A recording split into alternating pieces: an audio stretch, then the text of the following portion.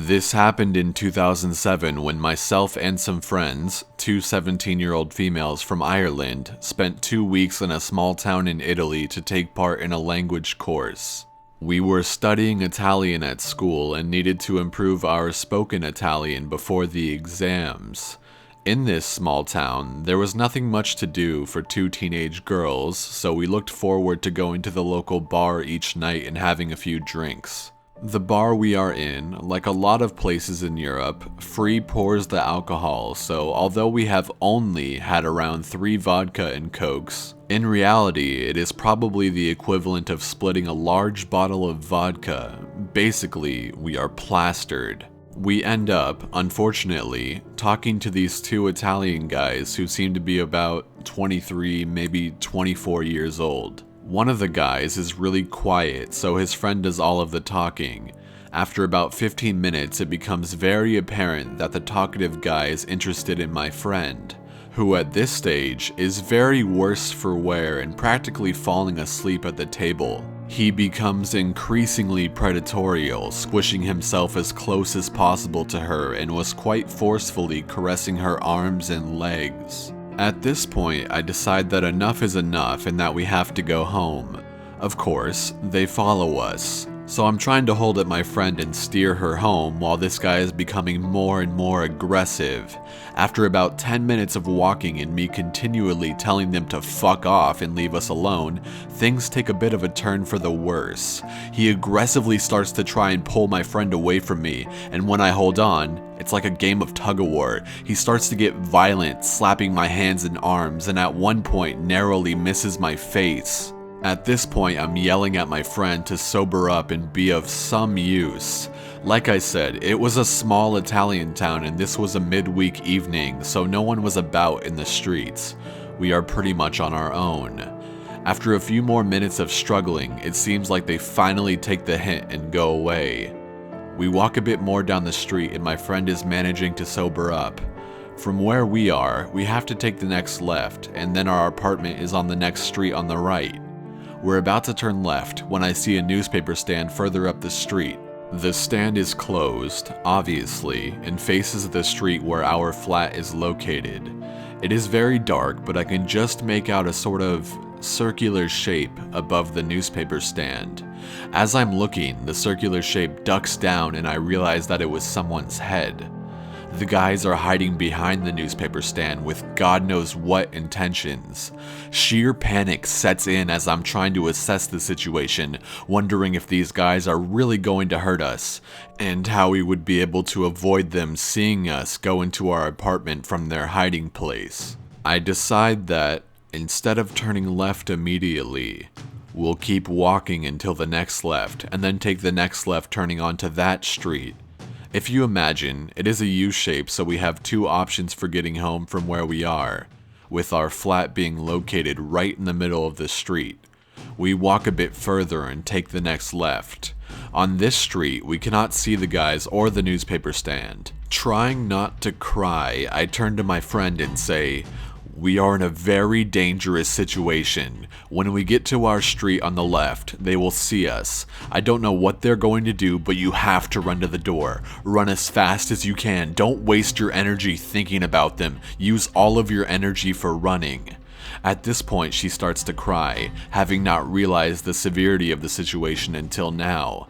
She hands me the house key from her bag, which I hold tightly in my hand, prepared to open the door quickly. As we reach the corner of our street, we see 2 shadows at the other end. Both duos simply stand and watch each other from a distance for a brief moment, and then I whisper out of the side of my mouth, "Run." We start sprinting towards our apartment. Bear in mind, it's quite a long street. When the guys see us, they start legging it down the street. My friend starts screaming and I'm yelling at her to move faster. After what seems like forever, we reach the door of the apartment and I'm frantically trying to push the key into the lock. She's screaming, "Hurry up! They're coming! They're going to get us!" I finally manage to open the door and we practically fall through, slamming it shut. Literally 2 seconds after we shut the door, the guys arrive and start frantically trying the handle, banging on the transparent door with their fists. Me and my friend are just sitting on the stairs crying, trying to catch our breath. We watch them as they try to bust open the door with their shoulders, screaming curses in Italian. They eventually stop and we walk up the stairs to our flat. About 15 minutes later, I walk quietly down the stairs to check that they're gone. They're both still there, standing with their hands and faces pressed against the glass, just staring.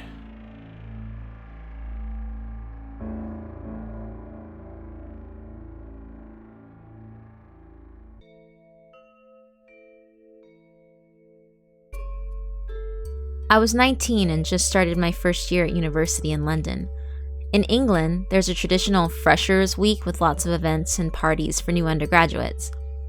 Another thing about London is that many students don't live in dorms, simply because rent prices are far too high for universities to afford enough housing for all their students. So I lived by myself in a small studio and would have to travel alone to parties and back home again. I was a bit wary about London because it was a big city and far less safe than the small town I grew up in. But I lived in a fairly good area and took all precautions of not walking alone at night. I ended up living in London for 5 years, but ironically, the scariest encounter I ever had was on an underground train full of people in the most touristy part of town. It proved to me that encountering a creepy stranger can literally happen anywhere. Anytime. So I was getting ready to attend Freshers' Party at a famous nightclub, Fabric London. I spent ages doing my makeup and was wearing a Rockaware top, which was all the rage in the early 2000s. Most girls know how to make themselves look very attractive with enough effort, so I don't think it's vain to admit that I was a bit self-conscious of attracting attention from the wrong places. I wanted to look good at the party, but didn't want to catch the eye of any strangers on the way to or from the club. Also, my boyfriend at the time, who knew London better than me, actually advised me to get a pepper spray because you could never be too sure. I had the pepper spray in my coat pocket, and I initially felt quite silly carrying it. It was only 8 p.m. when I caught the underground train across central London. The platform was very crowded with tourists and commuters. I was squeezing my way down the platform when I caught a glimpse of a disheveled-looking man standing amongst the crowd. He was maybe 40, very tall with gray, greasy hair and a long, dirty coat. He was muttering to himself and looked like a drunk, homeless person, which wasn't too unusual in a big city. However, I decided I'd rather not be in the same carriage, so I went further down the platform without breaking my stride or making it seem obvious I was avoiding him. In fact, I went by so quickly, I assumed he never even saw me since the platform was very full and he looked dazed and unfocused, mumbling to himself. The train arrived and I got a seat. London Underground trains are extremely narrow, so there are simply 2 long rows of seats facing each other that runs down the entire carriage. I was mildly relieved to have avoided the homeless man and started looking forward to the party. However, to my absolute terror, when the train stopped at the next station, the creepy man rushed out of the carriage he was in and came into mine. He must have noticed me earlier because he was staring at me as he made a beeline for the empty seat next to me. What happened next made my blood freeze.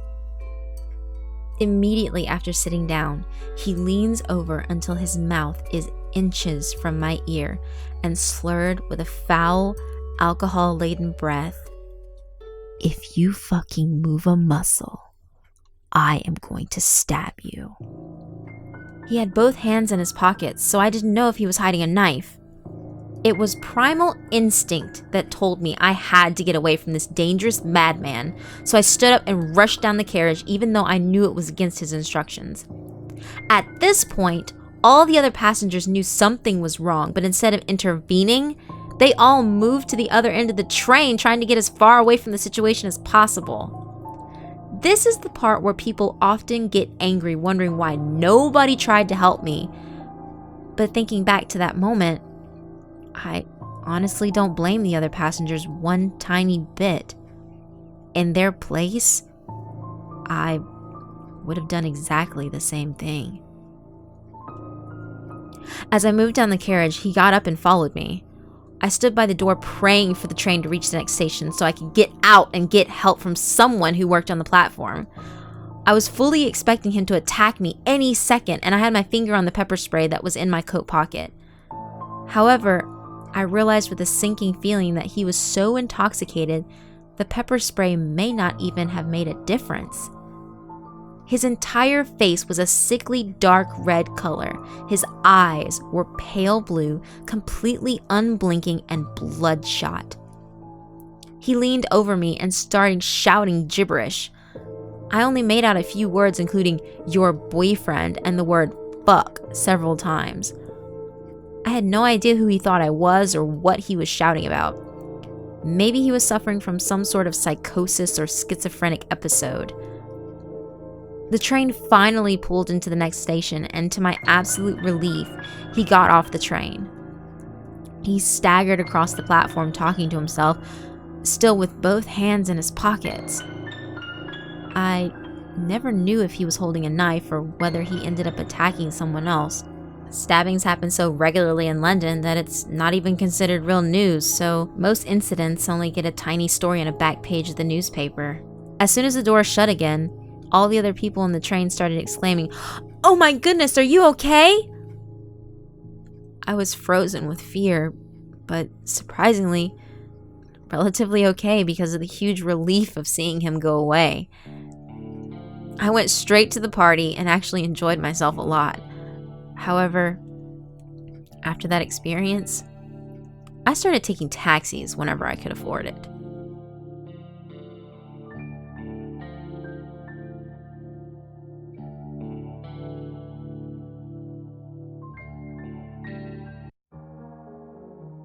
This next story is told in the perspective of a female.